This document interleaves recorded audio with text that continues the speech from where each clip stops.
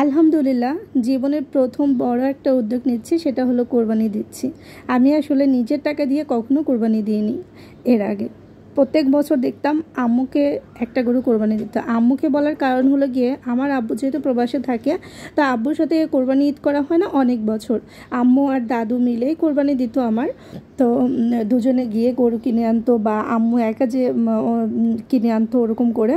তো আসলে আমি নিজের টাকা দিয়ে কখনো যে কোরবানি দিতে পারবো সেটা ভাবতেই পারিনি। আমার হাজব্যান্ড প্রত্যেক বছরই কোরবানি দেয় ইনশাল্লাহ, তো এবছরও দিচ্ছে।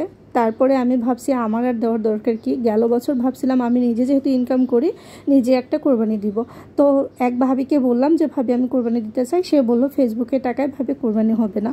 তারপর চুপচাপ বসে থাকলাম, যেহেতু আমার ইনকামের সোর্স ফেসবুক, সেখান থেকে টাকা পাচ্ছি, সেটা নাকি কোরবানি হবে না, তাহলে কি করে আমি দিব। তো তখন ভাবলাম যে আসলে থাক, তাহলে হয়তো সত্যি আমি আর দিব না।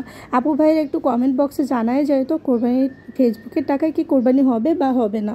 আমি আসলে জানা নেই এই ব্যাপারটা, তাই আসলে বলতেও পারতেছে না। তারপরে এবছরে এসেও ভাবছি কোরবানি দিব না। এখন লাস্টে এসে ভাবছি হ্যাঁ কোরবানি দিব।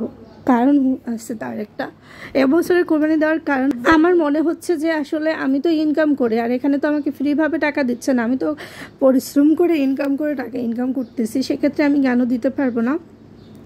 তো আমার মনে হলো আমি কোরবানি দিব, তাই আমার ছোট্ট ছোট্ট দুইটা ব্যাংক ভেঙে নিলাম। তো এখানে কিছু টাকা হলো, সেখান থেকে মাশাল্লাহ আল্লাহ যেটুকু আমাকে তৌফিক দান করে সেই অনুযায়ী আমি আসলে কোরবানিটা দিব। আপনারা সবাই দোয়া করবেন আল্লাহ যেন আমার কোরবানিটা কবুল করে, এবং আমি আল্লাহর কাছে দোয়া করি আল্লাহ হে আল্লাহ আপনি আমাদের কোরবানিটা কবুল করে নেন। আর দোয়া করবেন আপনারা বেশি বেশি সামনের বছর যেন এর থেকে বড় করে আরও ভালো কিছু কোরবানি দিতে পারি। কি কোরবানি দিব সেটা এখনও ডিসাইড করা হয়নি, কেনা হয় না। তবে ভাবতেছি ছাগলই কিনবো, যেহেতু আমার হাজব্যান্ড গরু কিনছে, তো আমি আসলে ছাগলই কিনতে পারবো। তাই আসলে একটু পরে রেডি হয়ে যাব আমরা খাসি কেনার জন্য। আর খুব মনের ভিতর শান্তি শান্তি একটা অনুভব হচ্ছে, যে কীরকম লাগতেছে আপনাদেরকে বলে বোঝাতে পারবো না। যে আমি একটা কোরবানি দিচ্ছি আলহামদুলিল্লাহ, বারবার মনে হচ্ছে যেন কেমন মনের ভিতর ঈদের আনন্দটা যেরকম তার থেকে দ্বিগুণ বেশি বেড়ে যাচ্ছে, যখন মনে হচ্ছে যে আমিও নিজের থেকে একটা কোরবানি দিচ্ছি। আলহামদুলিল্লাহ আলহামদুলিল্লাহ, এটা আসলে কতটা শান্তির সেটা আসলে আপনারা ফিল করতে পারছেন যারা কোরবানি দিচ্ছেন। আর যারা দিতে পারছেন না তাদের জন্য দোয়া রইল যে তারা যেন আল্লাহ তৌফিক দান করে দেওয়ার মতো। আর কোরবানি দেওয়া তো আসলে ফরজ কাজ, তাই না, আমাদের জন্য যাদের সামর্থ্য আছে। আর এটা সবেরও একটা ব্যাপার আছে, সেই জন্য আসলে সবারই দেওয়া উচিত কম বেশি।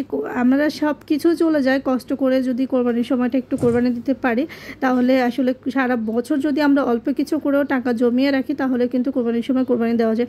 তো আমাদের সবারই উচিত নিয়ত করা যে এবছর থেকে যারা এবছর কোরবানি দিতে পারেনি টাকার অভাবে, তারা সামনের বছরের জন্য এবছর থেকে প্রতিদিন কিছু কিছু টাকা করে জমাবেন কোনো একটা ব্যাংকে। তাহলে দেখবেন কোরবানির সময় আর কোনো কষ্ট হবে না, তখন আপনি ওই ব্যাংকটা ভেঙে কোরবানি দিতে পারবেন। আর এটাই হলো।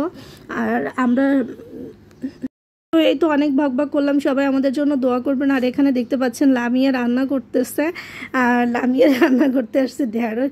সে আমাকে বলতেছে যে আমি রান্না করতে আসলে অর্ধেক খেয়ে ফেলবো। আমি বললাম কেন? বলে যে দেখো না আমার রান্না করতে করতে খেতে ভালো লাগে। আমি বলছি এটা একদমই ঠিক না। আর এখানে দেখতে পাচ্ছেন তেলাপিয়া মাছ রান্না করতেছি আমরা। আর এই যে বাবুরদের জন্য পাঙ্গাস মাছও নিয়েছি, ওরা আসলে তেলাপিয়া মাছ খায় না, ওরা জাতীয় মাছ পাঙ্গাস করে ফেলছে, ওটাই ওদের পছন্দের মাছ। সবসময় পাঙ্গাস ছাড়া অন্য কিছু খায় না। সবাইকে আল্লাহ হাফিজ, বাই বাই, ভালো থাকেন।